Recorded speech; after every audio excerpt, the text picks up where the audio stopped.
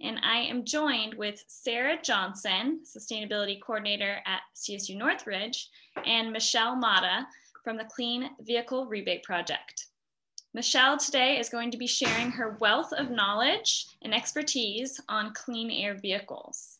And I hope you all have your lunch on hand and are ready to learn. Before we jump into it, I wanted to go over just a handful of housekeeping items. First, since this is a webinar, all of your video cameras are automatically turned off and you're also automatically muted. So don't worry about any background noises or background images in your area. Next, you may have noticed that I did start recording this webinar so that those who were not able to join us can go ahead and tune in on their own time. So you may have received a pop-up to acknowledge that we are recording, but again, don't worry about your voice or image being captured. Next, if you have a question, please feel free to type it in the Q&A box. And then depending on how many we've received, we may get to it right on the spot, or we might be saving it until the end. And then if you are here and are going to be receiving extra credit from one of your classes, I'm going to go ahead and post a link towards the end of the webinar, and you can open that link and add your class information and your name, etc., so that you can go ahead and receive credit for your attendance. And then the last housekeeping item is an FYI that I'm going to be sending all of you a follow-up email with a bunch of resources from things we've gone over today. And so kind of just rest assured that you don't need to be frantically taking notes. We're going to send you a ton of information afterwards and you'll have that on hand. And so now we're going to launch a poll so that we can get to know who we have in the room today and your interest in clean air vehicles.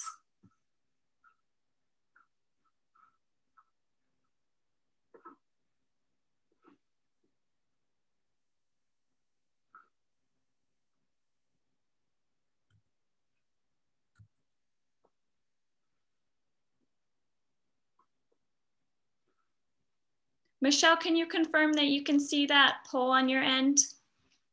I definitely can see it, yes. Okay, wonderful. I'm wondering, I do not have access to select options. Oh, but the audience is able to. How lucky. I think it's panelists don't have access, but that is correct. I'm glad that we're seeing some results coming through. Thank you, Michelle. Yeah, actually seeing these live results, I'm so glad to see that so many folks are looking, have a petrol diesel vehicle, but thinking of changing to an EV. Hoping this means y'all are in the right spot. Definitely. So it looks like we're waiting on about 8 more respondents. 6 more respondents. Come on, guys.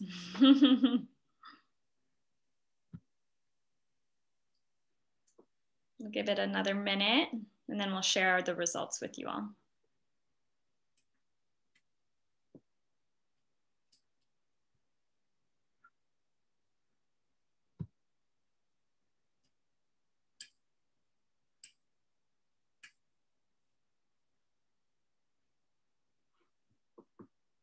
Alrighty, I'm going to go ahead and end the poll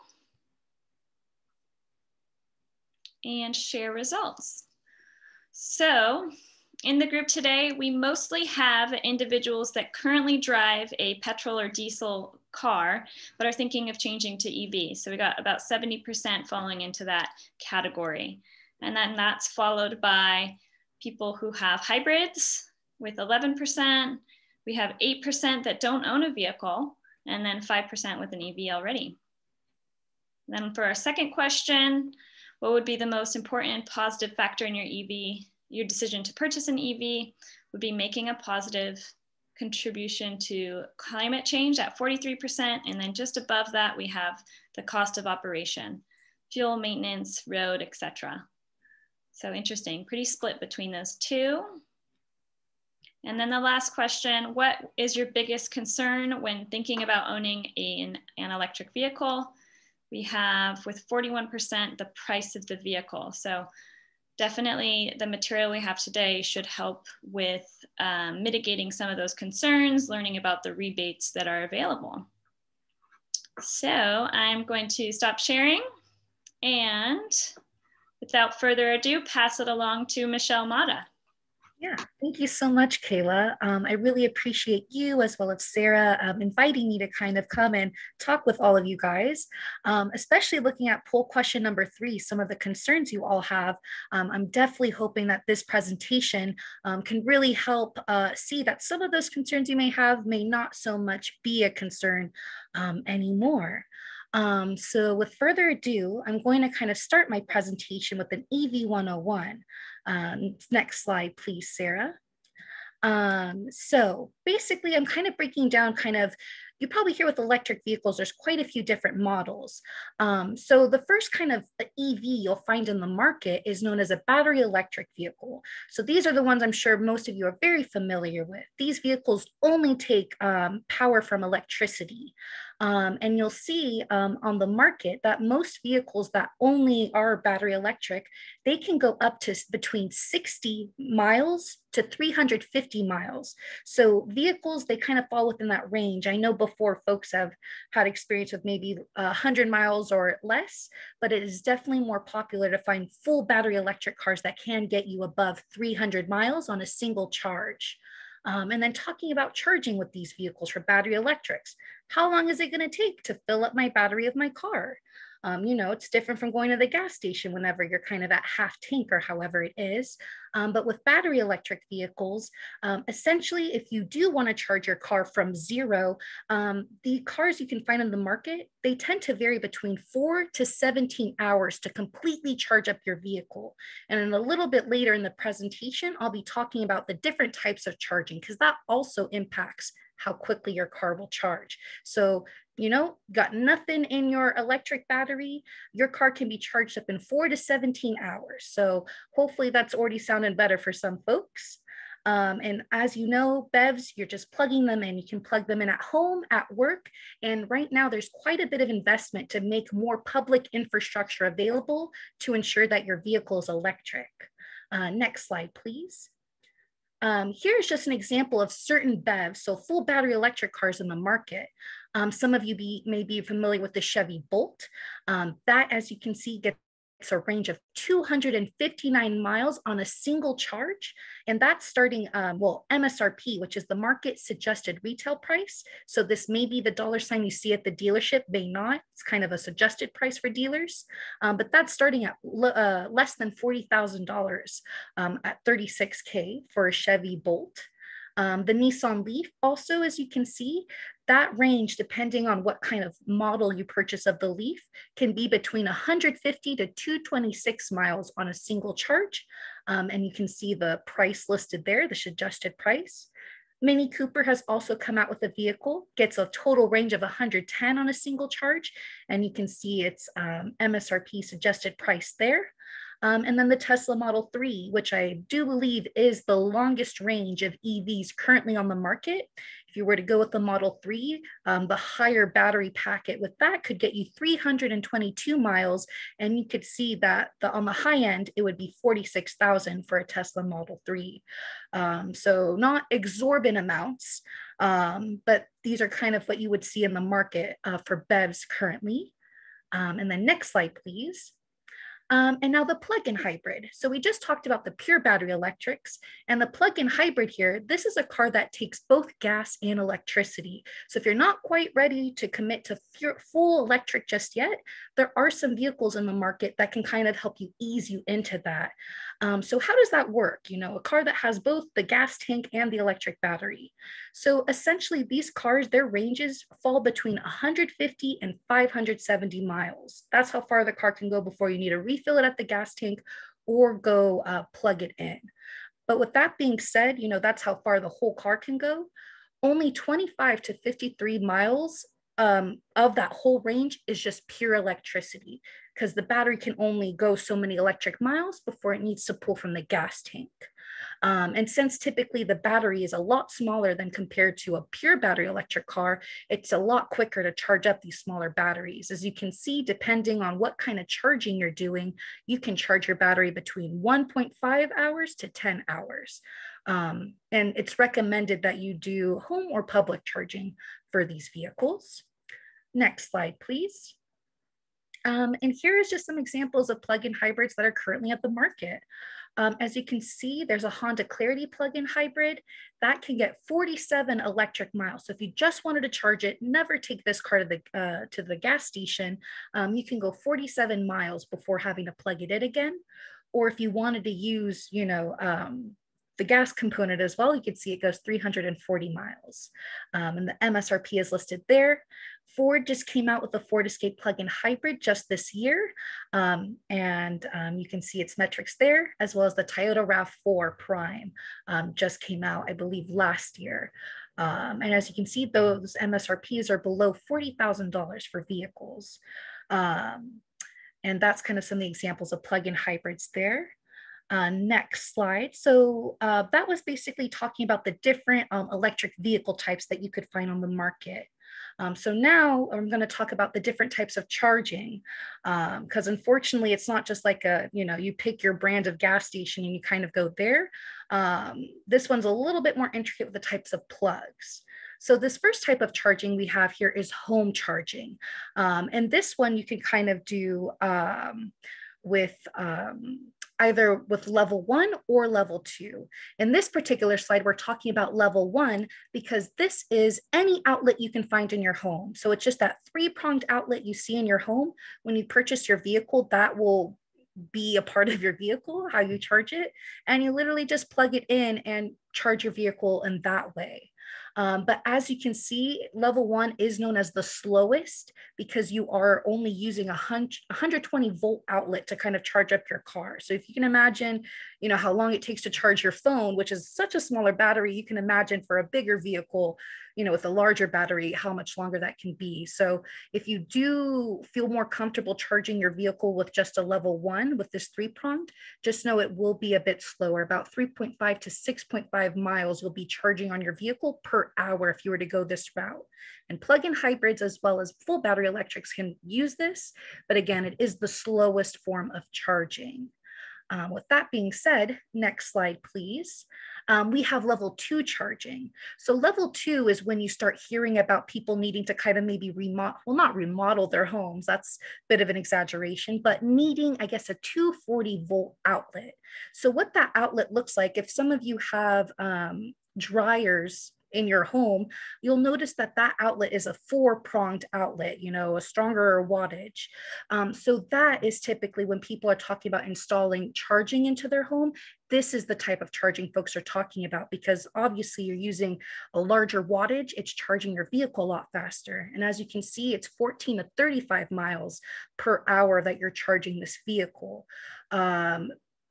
So again, this is definitely the faster charging, and you're seeing a lot of homes finding other incentives and to kind of go forth and put this plug into their garage if they typically don't have it.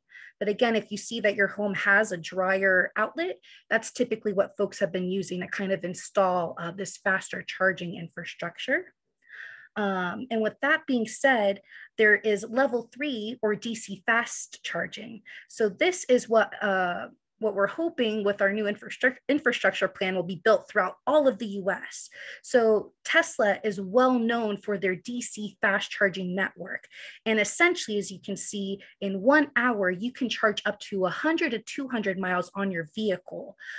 This is more so true for the pure electric vehicles, because this is a 480 watt charging device, that you're charging your vehicle with. So it's not so good with plug-in hybrids, but if you have a battery electric, there is definitely a lot of investment within California and in the US to kind of make this technology, not just Tesla branded, but for all vehicles to participate in. So there's definitely quite a bit of investment to ensure you can charge your vehicles anywhere in the US. Next slide, please. So now I'll be talking about some of the incentives. So now that we've talked about charging, we talked about the different types of EVs now, and we saw some of the MSRPs, and yeah, they are below 40K, but what are some ways to kind of keep reducing what that price check or price tag will look like at the end? And the Clean Vehicle Rebate Project is one of the ways to do so. So as you can see, you can receive up to $4,500 for the purchase or lease of a brand new electric vehicle. So essentially, if you're thinking of buying or leasing a brand new car, you could potentially receive a check of $4,500 from the state of California for making that purchase or lease. You do have only 3 months of purchasing or leasing the car to claim the money. And again, this is a rebate, so this is not money that you could use in the beginning in the initial conversations. This would be money you would receive after you've kind of committed to purchasing your car. Next slide, please. So who's eligible? Who can claim it? Hopefully you're a California resident, and hopefully you purchase a brand new eligible vehicle. Kayla mentioned she'll be sending out links with information, and definitely a link discussing which vehicles are eligible will be provided. Please submit your application within 3 months of purchasing or leasing your vehicle. There are some income requirements to participate in our program, which I'll go over in a second. And also we ask that you own your vehicle for a minimum of 30 months in order to claim this rebate check. Next slide, please. So here are kind of the rebate amounts. So as you can see, for a plug-in hybrid, you would receive a standard amount of $1,000. You would for sure receive that as long as you're not earning more than 150K a year as a single person. So as a single person, if you're making more than 150K a year, unfortunately, you would not be able to participate in this rebate. But if you're below 150K, you'll definitely claim $1,000 from the state, unless you may qualify for an increased rebate. And I'll talk about that on another slide. But just so you can see these incentives here, so you would receive $1,000 for a plug-in hybrid, or you could receive $2,000 for a pure battery electric car from the state of California after you purchase or lease. So you see those increased rebate amounts. They are basically $2,500 more than the standard rebate. And you may be wondering, how can I claim the additional $2,500 that makes that $3,500 for a plug-in hybrid or $4,500 for an all battery electric vehicle? Let's go to the next slide and I'll tell you how to potentially claim that extra money. So as I mentioned, we are an income-based program, and depending on how many folks are in your household, so let's say you're a family size of 4, if you look at the next column, if your family of 4 makes less than $104,000 a year, you would be eligible for that additional $2,500 check. So instead of getting only $1,000 for your plug-in hybrid, let's say you're getting the RAV4 Prime, instead of $1,000, your family would be eligible for a check of $3,500 for that RAV4. Or if you're looking at the Nissan Leaf, your family could get $4,500 instead of $2,000 if your family falls below all those income caps listed here. So definitely more of an incentive for lower to moderate income consumers. Thank you. Next slide. So that was the Clean Vehicle Rebate Project. So if you're in the market for a brand new car, definitely look into that incentive. This next program I'm talking about, Replace Your Ride, this is great if you're considering a new or used vehicle. But with that caveat with Replace Your Ride, it is expected that you have a car that you're hoping to retire. I would have more details regarding this, but unfortunately, as of last month, all the funding this program had for this year has already been reserved. So with that, they are hoping to get more funds as of June. So I definitely want to let you guys know that if you're considering maybe replacing your ride, that in June, this program will definitely possibly have funds at the end of that. So I definitely wanted you guys to be aware of this in case this could be a resource for you to use in the future, Replace Your Ride program through the Air District. So next slide, please. And another program I want to talk to you guys about is the Clean Vehicle Assistance Program. Next slide, please. So this is another great program if you are considering either a new or used electric vehicle. The first program I talked about is only for new. The Replace Your Ride is new or used, and this program is also for new or used. The CVA program, our Clean Vehicle Assistance Program, is also really great if you do want funds to be used as a down payment for your car. So this is a great program if you would like to reserve funds for before you purchase or lease your car. So with that, you are able to get a grant of up to $5,000. But with that being said, this program has also currently all the funds that they had for this year has all been reserved. So what they've kind of adopted is a reservation list. So essentially what that means, all the folks have claimed money, but once your name comes up like, oh, hey, congrats, here's your $5,000. If a person does not use that money within 10 days, that fund becomes available to whoever is on that reservation list. So just to kind of let you know, that's currently what's happening with this program. But again, June's kind of a big month for all these programs of whether or not more funding will become available or not. So that's the CVA program currently. And just so you can kind of see, depending on where you would fall financially with this program, this is kind of the award amount that you could be using as a down payment for purchasing these vehicles, again, whether new or used when this program comes back online. Next slide, thank you. So the California Clean Fuel Rewards, go ahead and go to the next slide. This program still has funding, yay!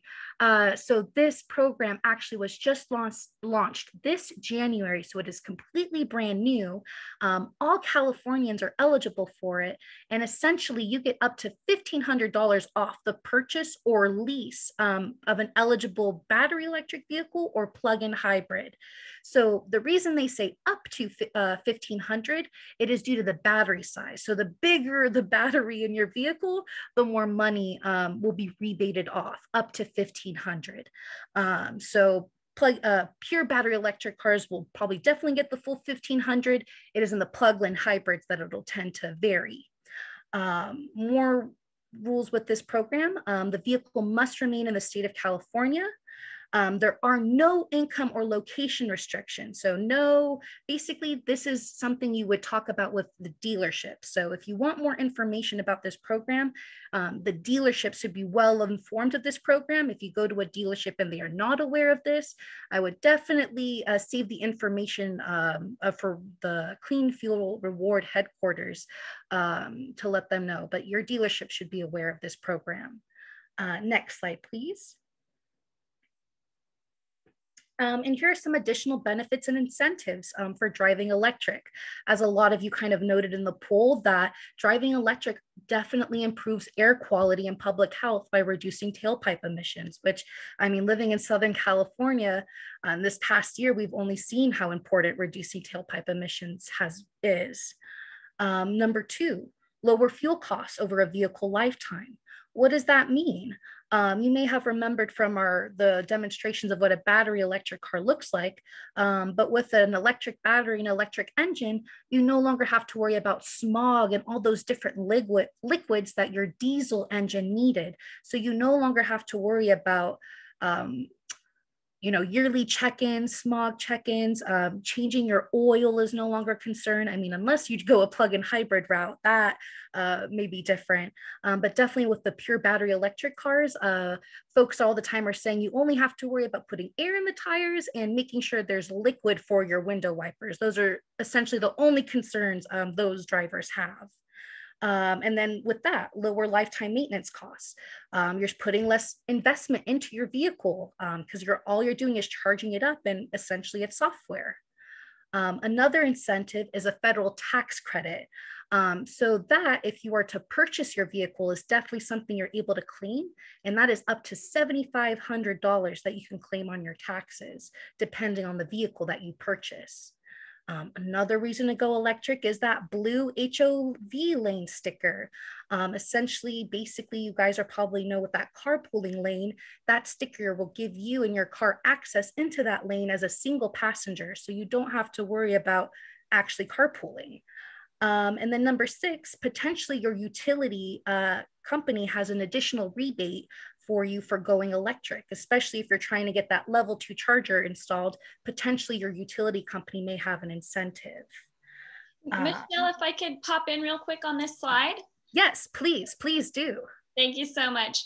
So for number 2, the lower fuel costs, ChargePoint, which is the company that CSULB's chargers are manufactured by, they have this online calculator, and we'll be sending it to you all in our follow-up email. But it basically communicates that the average annual fuel savings from using electricity versus petrol or diesel is on average $900 a year.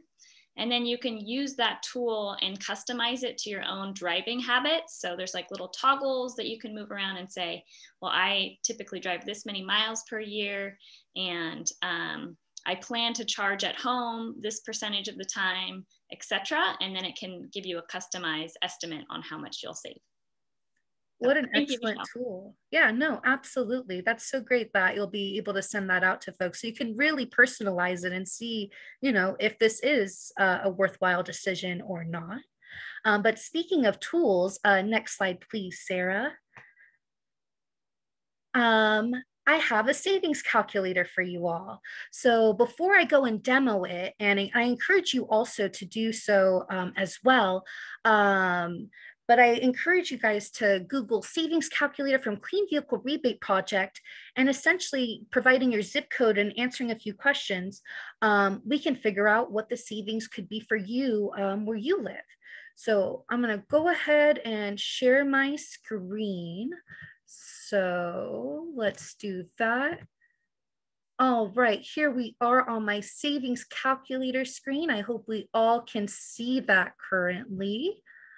All right, acting as if we can, I'm gonna go ahead and scroll right in here in my zip code. I'm gonna go ahead and write 9012. I have my family size of 4 here, and let's see our household income. We fall right in there for this example. Vehicle type. So the car I and my family are considering are a pure battery electric car. As you can see, there's quite a few other options for you to explore. What kind of vehicle am I hoping to purchase? I'm hoping to purchase a brand new vehicle. Do I have a vehicle to scrap or retire? I don't at this time. And then my utility provider is Southern California Edison.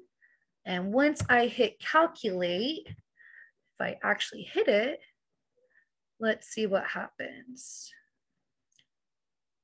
Oh, right. So after inputting my information, as you can see, I would qualify for a $2,000 rebate from the Clean Vehicle Rebate Project based off the information I inputted. And also based on my income, remember I talked about that extra $2,500 check. Based off that information, I would qualify for that additional incentive as well, making it $4,500 from the Clean Vehicle Rebate Program. This also mentioned I would have qualified for the Clean Vehicle Assistance Program, but as you can see, it's been zeroed out because it's on a reservation list. But definitely check back with our website for any updates, because potentially that could be changed. And as you can see, I also qualify for the California Clean Fuel Reward that I talked about before.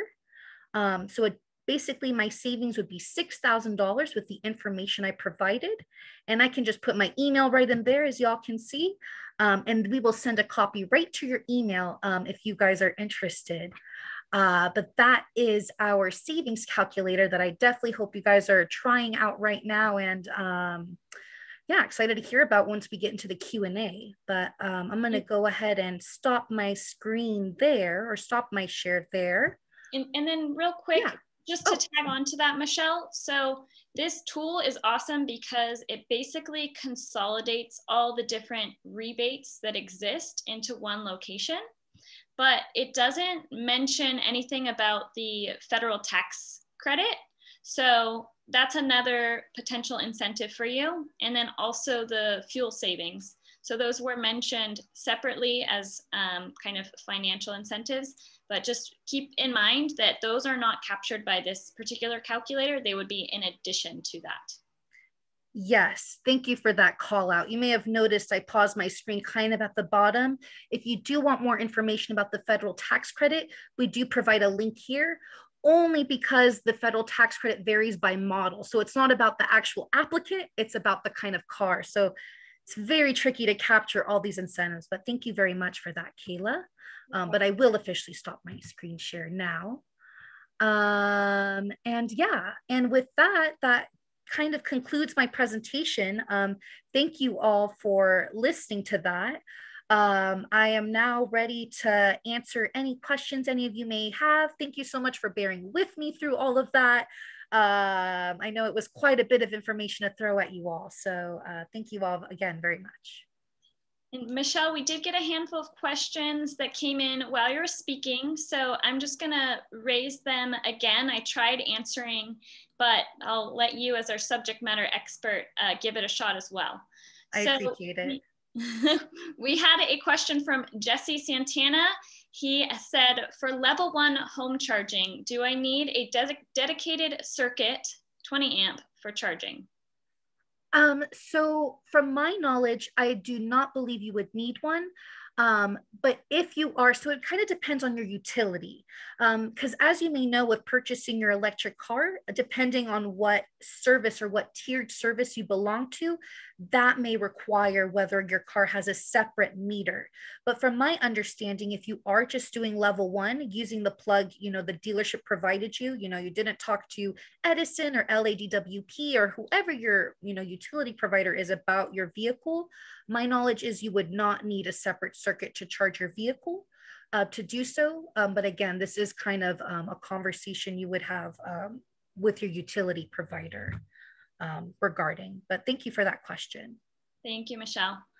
So we had another question from Peter, and he asked if there are any 2-wheel electric vehicles in the US. And he said it could be a good option for new people who want to try an EV for shorter range. So I mentioned in my response, just so that you have awareness to that, I said that there's several electric motorcycle and scooter options. Zero is a brand of electric motorcycles and everything they sell is electric.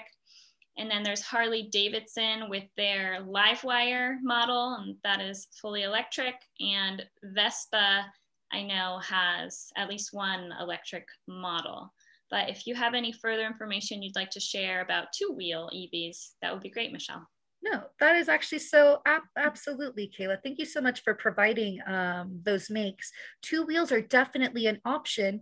And I will say that they also provide or receive a rebate from the Clean Vehicle Rebate Project of $750 if you are to purchase. But Zero is definitely a brand that provides zero or electric motorcycles.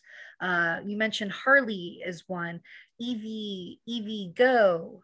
EVA, I should be more familiar. I just did a whole presentation of them. Alta, yes, there's definitely some vehicles that are eligible. So essentially how vehicles qualify for any of these programs, they have to kind of apply and say, hey, we got this car, you know, can it get a rebate essentially? So that's how those vehicles get rebated, but definitely a lot of 2-wheel options. Thank you. Thank you.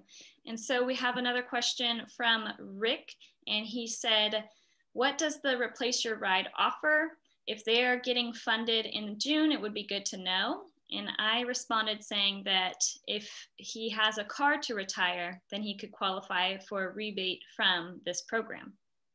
That is absolutely correct. So that is basically, so the Replace Your Ride, which is through the South Coast Air District, basically if you do have a vehicle that you want to retire, I'm not quite sure what the exact stipulations are, but I'm gonna guess it's a vehicle that is 10 years old and older and has a certain amount of miles on that vehicle. I believe based on that eligibility, you would be able to retire that vehicle. And I believe they could provide up to $9,000 to help you, you know, retire that vehicle and get you into a new, whether pure battery electric car, plug-in hybrid, and I believe hybrid vehicles are also an option if that is what you're interested in. But hopefully more details to come in June. Pardon. Thank you. Then we have from Chad Harris, aren't hybrids extra heavy because they have motors and engines? Or sorry, like electric battery, probably storage and engines. Doesn't that negatively affect mileage? So as you kind of saw, so we know that gas cars can get basically up to 600 miles or so much on a tank. You may have noticed that the plug-in hybrids I was kind of showing, like the Honda, for example, it got 47 electric miles. So that means that battery, the electric battery is very big. But on a whole, 47 of those miles, so 340 is the entire range. So if you subtract 47, it's only 300 miles that that car can get in gas. So you're so right that, you know, it does have to kind of pick if a smaller gas tank for a bigger battery or a smaller battery for a bigger gas tank. But with that being said, whether that makes the car heavy or not, obviously when they're creating cars, you know, hopefully all those safety concerns are taken into effect before, you know, they provide it to consumers. So the car is definitely heavier, but that's where you kind of see the range limits for these vehicles. Thank you. So let's see, we have a question from Peter. He says, any research results you can share about the health problem that's caused by vehicle pollution that mentioned on number 1 before? Regarding the pollution. So I know on our website, we do have a blog post about tailpipe emissions. If you'd like, I'm happy to send that out to you, but I don't have that particular article on hand with me now. But yeah, I'm happy to get that out to you. I just read recently that it was in the 1950s that the EPA, the Environmental Protection Agency, identified vehicle emissions as being a big issue, but I don't know how best to address like the health problems caused by it. So yeah, maybe we can follow up with you, Peter, in an email after this webinar.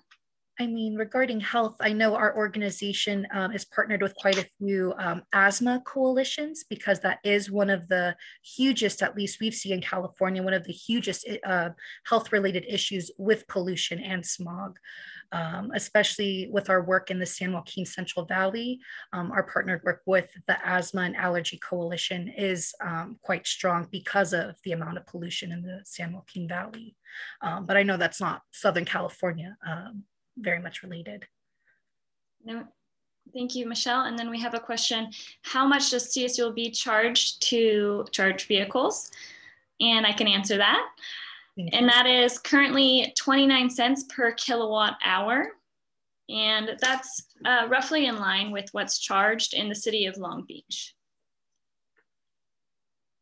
The next question is, do most dealerships accept the Clean Vehicle Rebate project?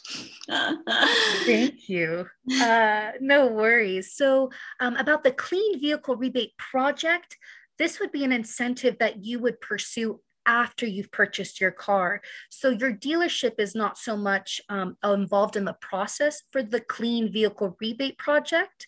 But on that note, the California Clean Fuel Reward, your dealer should be informed about that. So that is the $1,500 up to $1,500. Your dealership should be aware of the California Clean Fuel Reward, but the Clean Vehicle Rebate project, that is something your dealership is not engaged with, I would say. Okay.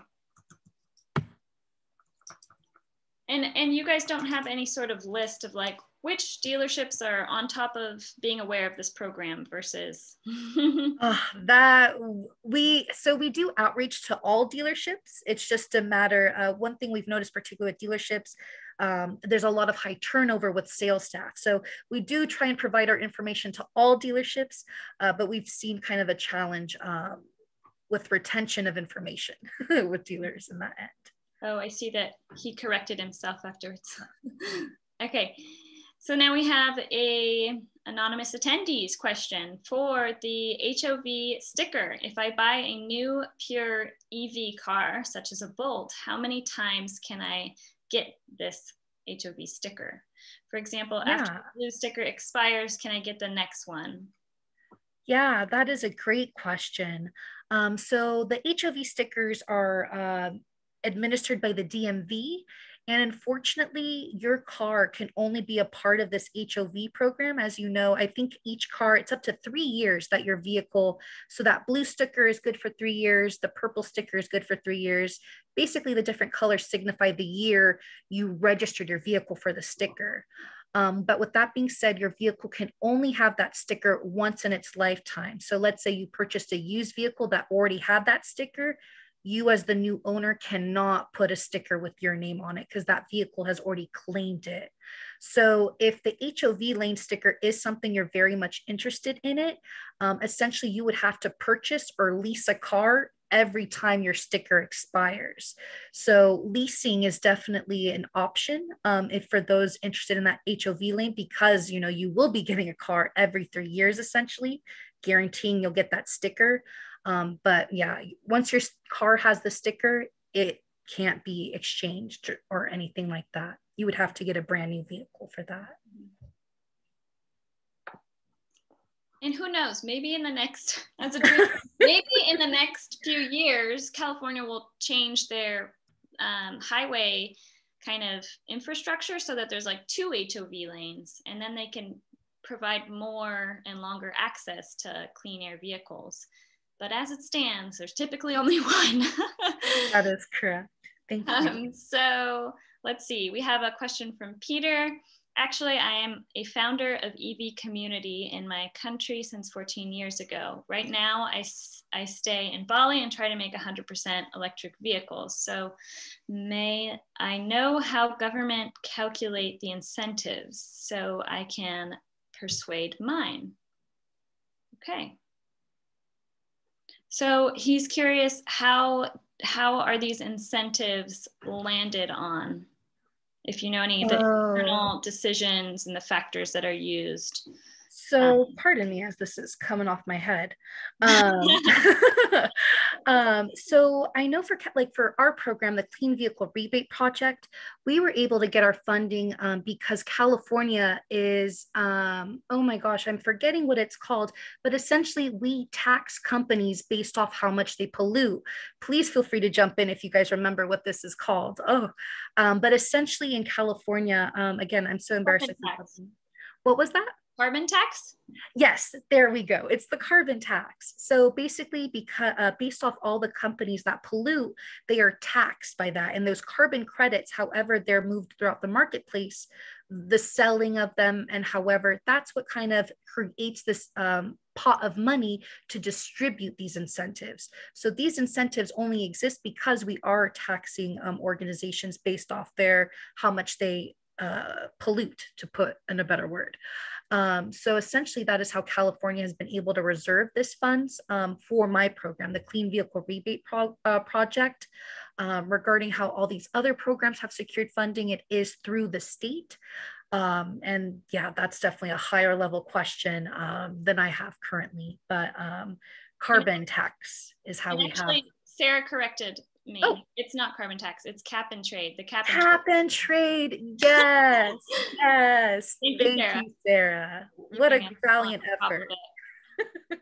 So hopefully, Peter, you can convince your place to do cap and trade, because that's what's kind of created a pool of money for us to exist and provide this resource. So we have another question. For cost effectiveness, level 1 versus level 2 charging, does it cost the same to fully charge the same car if you use a level 1 as with a level 2?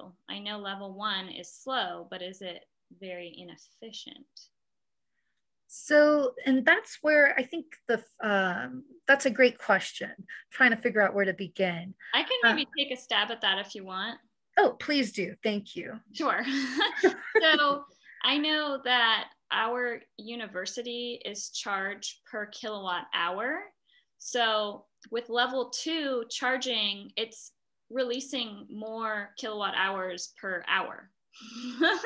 So it's kind of a confusing metric, because on our campus, our level 2 chargers can release between 3.3 or 6.6, depending on if there's 1 or 2 vehicles plugged in per hour. But level 1 chargers, I'm sure, are allowing a lot less than that per hour.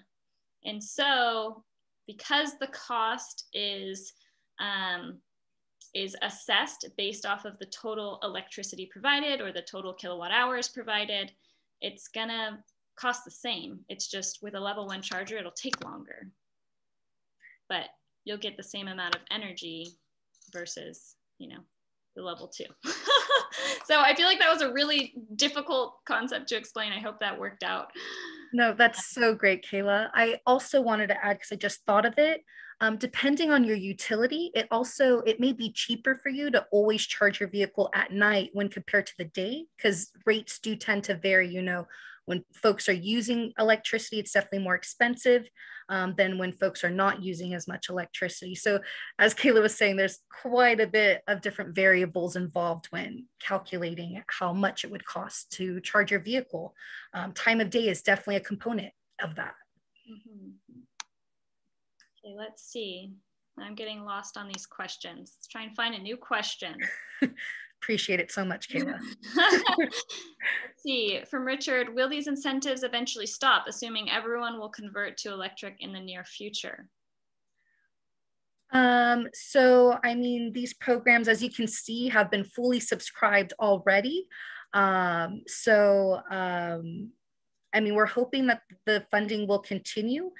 June is a pretty big year, but with that being said, the California Clean Fuel Reward Program, that was just announced in January and is anticipated to last at least until the end of this year, until it gets voted on again by the Senate next year. So that's kind of an issue with these programs as well, that every year that's when funding is decided for it. So as long as you guys keep telling your congressman that this is something you definitely would like to still keep and see, you know, that is kind of how funding works for these programs. Every year it's kind of voted on. So as long as you guys keep the pressure, we hope. And also I saw a projection that they don't anticipate, by 2030, they anticipate 7% of vehicles on the road being electric vehicles. So that's not a huge amount in by 2030. So I imagine that there will continue to be incentives. I know that the state of California has announced that only electric vehicles will allow to be manufactured and sold in 2035. But again, that's not until 2035, and then there'll still be a large proportion of vehicles on the road that aren't electric. Okay, let's try and find a new question. In my experience using 100% EV, it can save up to 80% comparing the cost of internal combustion engine vehicle. Probably it helps. I don't think that's a question, but thank you, Peter. So maybe he's answering someone else's question. Thank you. Let's see. Irvin Cruz, this is from the DMV. Wouldn't this allow new users to get the HOV sticker?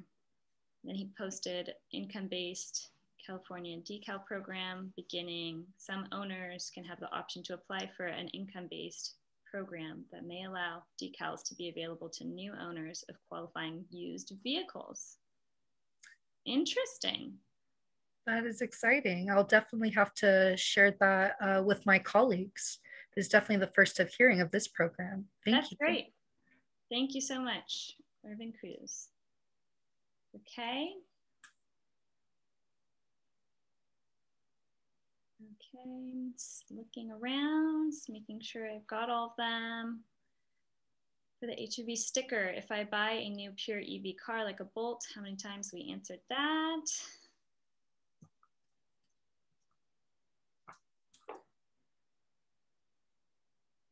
And we answered that. I think we might be wrapping it up. Now I'm going to look in the chat just in case some questions fell into the chat instead. I have some thank yous. And then I know some people were asking about the PowerPoint, so we will be sending out those slides in our follow-up email. Someone asked if the cleanvehiclerebate.org is the best tool for all these incentives. We're gonna send a ton of different links. That will definitely be one of them, the calculator that Michelle demonstrated with us today. What is the best website so that we can see that information? Again, we're gonna send those links. And I think that's it. Oh, Tommy has sent us a question. Let's see. I see a lot of used 3-year-old EV cars in the market. Do you think this is a great option rather than buying new, especially if you don't qualify for rebates? Any battery concerns with owning an EV with over 100K miles? That is an excellent question. Definitely would consider, so a vehicle, so you're considering a used EV that has over 100K miles on the battery. That is definitely something that I would be concerned about, just because in my knowledge of kind of how EVs have worked is that they do have a warranty of up to 100,000 miles. And after that warranty, basically it kind of depends on how much you would have to replace the battery, because that's what this becomes a question of, is how much it would cost to replace the battery. So I would definitely encourage you to kind of look and see how much that cost would be, because that would be what your main concern is, how much it would cost to replace the battery. But once you have a brand new battery in your vehicle, it is a brand new car, because that's essentially the heart of the vehicle. So that would be the only concern I would have. But with that being said, if your utility provider is LADWP, they will provide you, I think, an incentive of up to $1,500 if you purchase a used EV. So yeah, I'm not sure if that helps in that decision making, but I'm glad that, you know, that's something you're aware of and you're considering. But I would definitely do a little bit of homework before that purchase. And I just did a quick Google search, and Yes. the top result was that Consumer Reports estimate the average electric vehicle battery's lifespan to be around 200,000 miles. So perfect. That sounds pretty good. Again, you might want to do some more research on your end, but depending on how many miles you drive per year, I think the average is like 13,000 or something. So if you have 100,000 left on the used vehicle, then that could potentially last you 7 or 8 years, depending on how I did my math. So hopefully that's helpful, but definitely something that could be researched further. Thank you, Kayla, for that. Sure. And then we have a question from Peter. Any swap battery system available in the US? I'm not sure I fully understand that question, Michelle. I think there was this idea of a model of, like, instead of charging your car, you just completely take out the battery and put a new battery and kind of continue on your way. They have tried to pilot that, but unfortunately the battery's just way too heavy. If you're hoping for that kind of industry to pop up, I wouldn't, I don't think it'll be coming anytime soon, essentially. Interesting. Okay. I wonder if in the electric scooter and motorcycle world, that's potentially more something being considered. I know with the smaller scooters, like the Razor and Lime style scooters, that they are using that strategy for charging or replacing the batteries. But excellent. Interesting question. Thank you, Peter. All right, I think we may have powered through all of our questions, which is incredible timing. So now I'm going to pull up my notes again and kind of wrap us up. Thank you. So I have a note to send out the extra credit spreadsheet. So if any of you here are here to obtain some extra credit from your classes, I am going to go ahead and plop that spreadsheet into the chat. So check that out if that's you.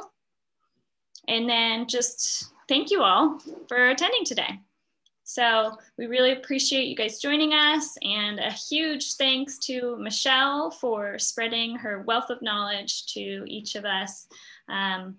It's been fun, and yeah, thanks for all your questions and engagement. And as mentioned at the beginning, I will definitely send you guys an email with all the resources so you have them on hand. And if any further questions arise, feel free to just respond to my email directly with any questions that may come up. So In that email, we are going to be including a survey, a survey, and we would totally appreciate if you took a couple minutes to fill that out and let us know what you liked about this presentation and what we could do better next time, so that we can further enhance these webinars and keep on doing them in the future. So thank you all again, and enjoy the rest of your day.